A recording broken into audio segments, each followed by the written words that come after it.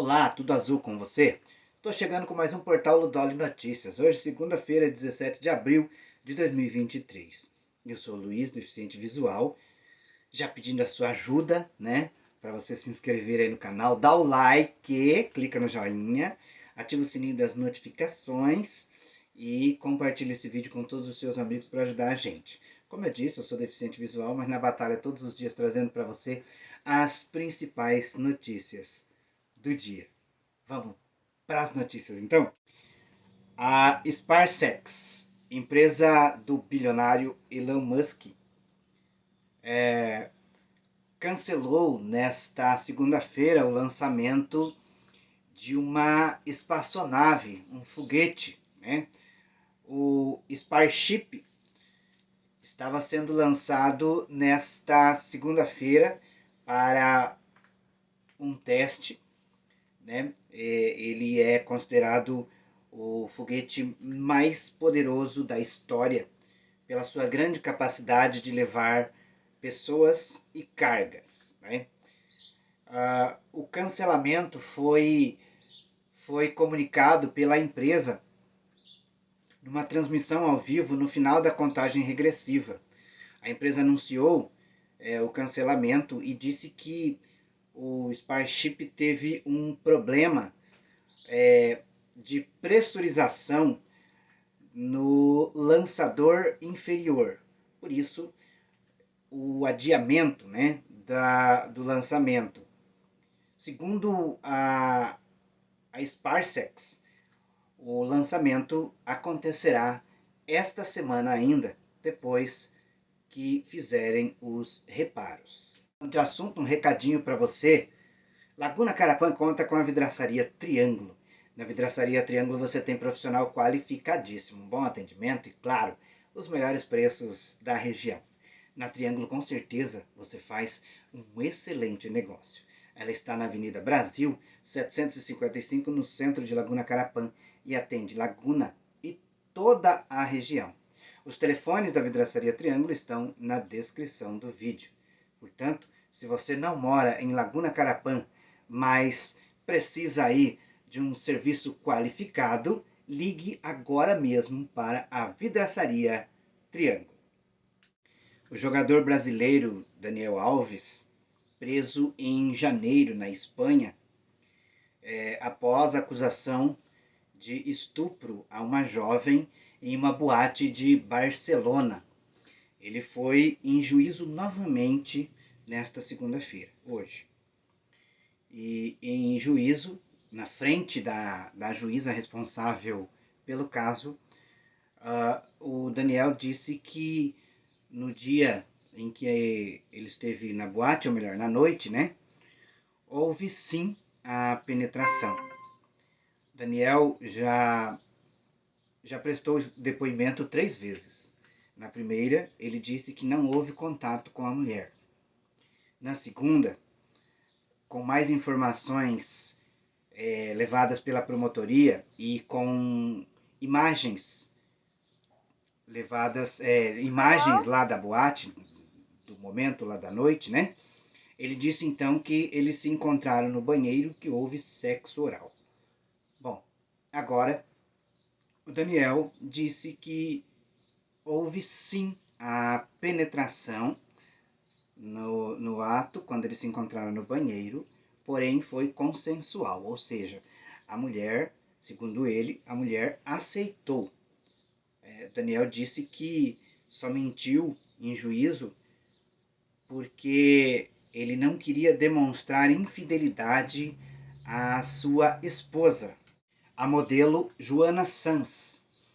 Joana Sanz pediu o divórcio logo depois que Daniel foi preso, porque já descobriu aí a traição então do esposo, né?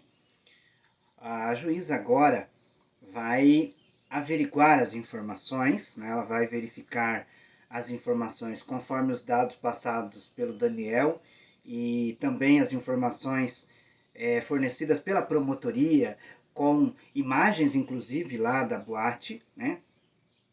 E aí então vai julgar se o caso necessita de um julgamento, o que seria aqui no Brasil um júri popular, né? Então ela vai ainda analisar o processo e julgar se isso vai vai ter um julgamento, né? Se ele vira réu e realmente vai sentar no banco. Gente, é muito difícil quando a pessoa ela tem um certo cargo e às vezes o dinheiro faz com que o cidadão pense que ele pode tudo, que ele pode fazer tudo. Não existe penalidade, ninguém descobre, porque como se tem dinheiro, se manda, né? Mas nem sempre é assim.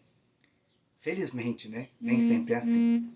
E a pessoa, quando ela tem um relacionamento e ela vai ser fiel nesse relacionamento, com dinheiro ou sem dinheiro, ele é fiel no relacionamento. Mas a tentação é grande e a carne é fraca. Então, se o homem é casado, o que é que ele estava fazendo de madrugada em uma boate, né? E ainda pedindo para que outras pessoas levassem mulheres na mesa dele. Se fez isso, é porque já estava pensando em infidelidade mesmo, né? Agora vamos aguardar aí a decisão da juíza responsável pelo caso.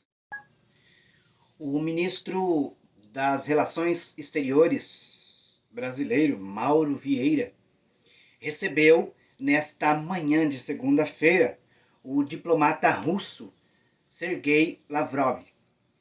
O diplomata chegou ao Brasil nesta manhã e se encontrou com o ministro no Palácio do Itamaraty. Sergei Lavrov, que visita o Brasil em meio aí à guerra da Rússia contra a Ucrânia, né? Lavrov, que deve se encontrar com o presidente Lula. O presidente Lula vem defendido aí um acordo de paz entre os dois países. Durante esse final de semana, Lula defendeu, né, que seja, que esse acordo de paz entre países que não estejam ligados à guerra aconteça o quanto antes. No mês passado, o presidente Lula conversou por videoconferência com o presidente ucraniano Volodymyr Zelensky. Na conversa, o presidente Lula disse que é preciso criar uma espécie de um conselho da paz com os países que não estão envolvidos na paz. Mas nesse final de semana, o presidente Lula disse que os Estados Unidos e alguns países da Europa estão coniventes com a guerra. Na visão do presidente Lula, o apoio dado por esses países para a Ucrânia só vem aumentando o tempo, né? Ou seja, a permanência aí do conflito. Esse final de semana, ou melhor, na semana passada, o Lula esteve na China. Lula conversou com o presidente chinês, Xi Jinping, teve encontros lá também com empresários chineses. Depois, Lula foi aos Emirados Árabes. Teve uma reunião também com o presidente do país. O presidente Lula chegou ontem ao Brasil e hoje vai receber, então, o ministro das Relações Exteriores da Rússia, o Sergei Lavrov. Eu estou gravando esse vídeo por volta aí de 10h30 da manhã e a reunião ainda com o ministro das Relações Exteriores do Brasil, entre o ministro das Relações Exteriores do Brasil e russo, né, ainda está acontecendo. Vamos ver mais tarde o que ficou decidido aí nessa reunião, né, que vai tratar justamente um dos assuntos principais, é claro, é o conflito entre a Rússia e a Ucrânia, e depois o Lavrov que vai conversar com o presidente Lula. Então a gente aguarda aí para ver o conteúdo dessas reuniões, dessas conversas. O presidente Lula também criticou a hegemonia do dólar no mundo, né? A força do dólar. E é esse atribuir aí grande culpa, ou parte da culpa aí dos Estados Unidos e da Europa, né, por estar apoiando a Ucrânia, aumentar o tempo de conflito, deixou chateado alguns funcionários e diplomatas americanos. Em tom de reclamação, segundo o blog do Valdo Cruz, no G1, os americanos disseram que o Itamaraty sempre se pautou estar neutro, né? Se pautou na neutralidade com relação aos conflitos. Mas segundo esses diplomatas, agora com Lula, o Brasil está se aliando com a Rússia e a China. Os funcionários americanos lembraram que no então governo Bolsonaro, quando houve ataque às urnas eletrônicas e a eleição de Lula, os Estados Unidos se manifestaram a favor do processo eleitoral e da eleição. Rússia e China permaneceram calados, segundo esses funcionários. Eles lembram que o governo brasileiro está esquecendo da aliança e do apoio dado pelos Estados Unidos ao Brasil. Bom, nessa viagem para a China, depois para os Emirados Árabes, quem acompanhou viu, o presidente Lula realmente fez críticas aí à hegemonia do dólar, né? E disse que o apoio dos Estados Unidos e de alguns países europeus é prejudicial, como se os países aí fossem culpados, né, por essa guerra. Isso com certeza chateou aí os americanos, que em tom, né, de reclamação desabafam. Então, quem acompanhou viu, né, não precisa comentar muito. E vamos ver o desdobrar, o desenrolar disso tudo, né? Se de repente, hoje, por exemplo, o Palácio do Itamaraty está recebendo o ministro da Rússia, né? O que acontece? Vamos ver então o desenrolar da coisa nesses próximos dias e também se o presidente Lula se pronuncia com relação a esses comentários feitos por ele e os comentários feitos aí pelos diplomatas. Se o presidente Lula vai manter contato com os Estados Unidos e como será essa relação de agora para frente. Eu ouvi em um comentário do presidente Lula, alguns dias atrás, que ele pretende manter um bom relacionamento com todos os países, né? O problema é que a China e os Estados Unidos, eles são rivais. Sendo rival da China e atualmente com o conflito entre a Rússia e a Ucrânia, essa aliança aí, ou essa conversa com a Ucrânia, com a Rússia melhor, demonstra, é claro, para os americanos que o Brasil está tomando partido, né? Aderiu a um lado. Porém, na minha opinião, não significa que o fato de conversar seja tomar lado. Agora, as críticas do presidente com relação aos Estados Unidos, a hegemonia do dólar e tudo mais, isso sim, com certeza compromete aí o bom relacionamento entre os países. Recadinho para você agora que está precisando trocar os pneus do seu carro. Venha para Master Pneus. Na Master Pneus, você tem pneus de qualidade, de variadas marcas, nacionais e importados para carros, caminhonetas e caminhões. E além do bom atendimento, você parcela suas compras em até 12 vezes no cartão.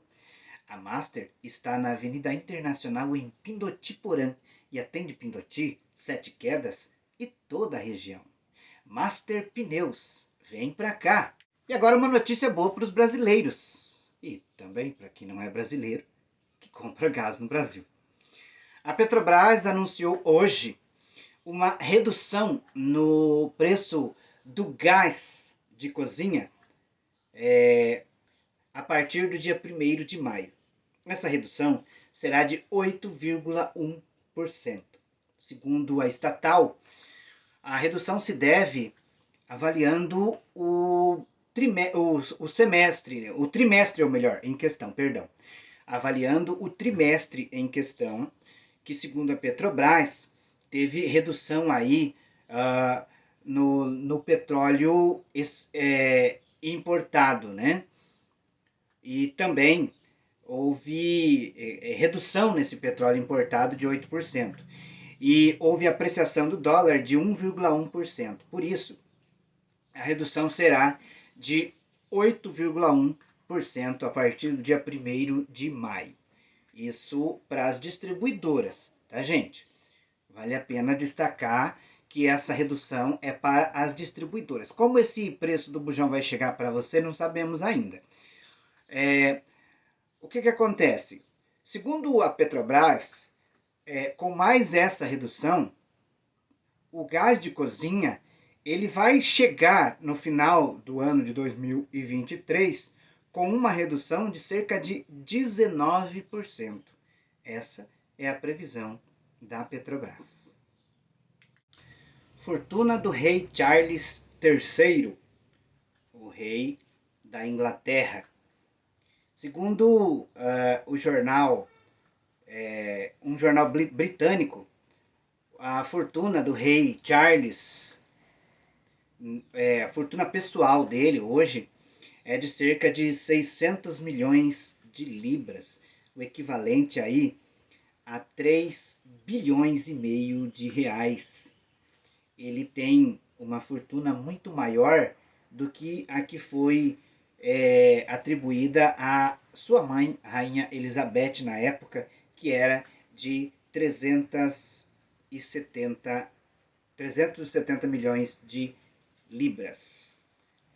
O rei tá, segundo funcionários do rei, né, segundo funcionários do palácio, ele poupou durante muitos anos, durante os anos que recebeu do Ducado da Cornualha.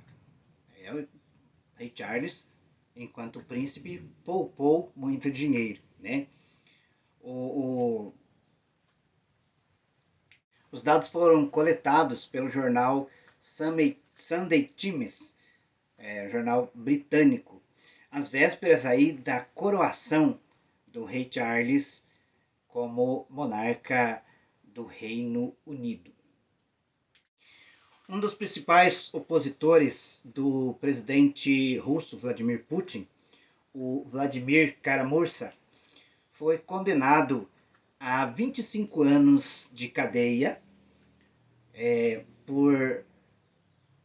segundo o tribunal, por comandar uma organização ilegal, né? Por ser, segundo o tribunal, espião na Federação Russa, e dentre outros crimes aí. O julgamento foi feito a portas fechadas e condenou o repórter, o jornalista e ativista, além de 25 anos de prisão, ele não poderá exercer as suas funções jornalísticas por 7 anos, além de algumas restrições de mobilidade depois em que sair da cadeia. Uma organização de direitos humanos da Europa condenou a condenação de Vladimir e disseram que essa condenação é parecida com as condenações que eram da época da União Soviética, 1960, 1970, ou melhor, regras de 1960 e 1970, e em que as condenações eram desse tipo e a pessoa era levada até a morte, né, com julgamentos falsos. Também uma organização do Reino Unido se manifestou contrária a esta condenação. A ONU, que também se manifestou contrária, disse que fará de tudo para que o jornalista seja libertado o mais breve possível. O fato é que esse jornalista ele já faz oposição ao presidente Vladimir Putin há alguns anos. Segundo a defesa do jornalista, ele foi condenado por discordar do regime ditador de Vladimir Putin e também por divulgar algumas ações militares feitas pelo exército russo na Ucrânia. Segundo a justiça ucraniana, são divulgações mentirosas. Na Rússia, segundo a justiça russa, né? Na Rússia, a guerra na Ucrânia ela não é vista como uma guerra, e sim como uma ação militar especial. Conflitos continuam no Sudão.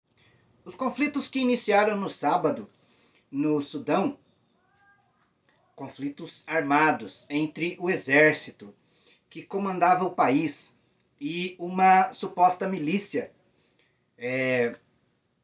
que afirmou na manhã de sábado ter tomado o palácio do governo no Sudão. Esses confrontos continuaram em vários locais. Ontem, eles fizeram um tratado de cessar-fogo por 4 horas para a retirada dos corpos das ruas da capital e de outras cidades, e também para tratar os feridos. Os mortos, segundo uma associação médica do Sudão, já passavam de 100 mortos, em combate. São mais de 1.000 feridos que precisavam de tratamento urgente. Mas depois o conflito continuou. O exército que comanda o país, ou que comandava o país, né, tinha anteriormente dado aí um suposto golpe. E aí havia um tratado de um início de um movimento democrático este ano.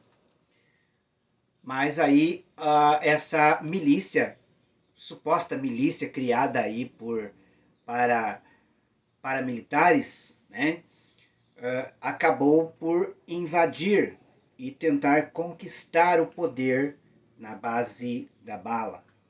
E o exército, é claro que revidou. E aí o conflito armado está em alta no Sudão. O ex-primeiro-ministro do Sudão disse que o cessar-fogo é necessário para não se iniciar uma guerra civil. Representantes da ONU, da União Europeia e de outros países árabes pediram por um cessar-fogo para o comando dos dois lados, para um cessar-fogo imediato, para que possa se negociar. A Arábia Saudita e os Emirados Árabes, por exemplo, foram países que se manifestaram ali a favor de um cessar-fogo e mandaram o seu recado. Espera-se agora que tanto o exército quanto os paramilitares resolvam aderir aí a esse pedido de paz, né, e cessar fogo. O fato é, gente, que continua morrendo bastante e também tem muita gente ferida no Sudão. Por quê? Disputa de poder. Se liga nas cotações, o dólar comercial nesta manhã de segunda-feira, tá abrindo a semana, né? Em R$ 4,95. O dólar comercial em R$ 5,16. O euro em R$ 5,41. E essas foram as notícias de hoje. Eu quero agradecer de coração a você que esteve com a gente, assistiu o vídeo até o fim. Não me deixou falando sozinho, né? Eu volto amanhã com as principais notícias do dia. Um forte abraço para você e até amanhã.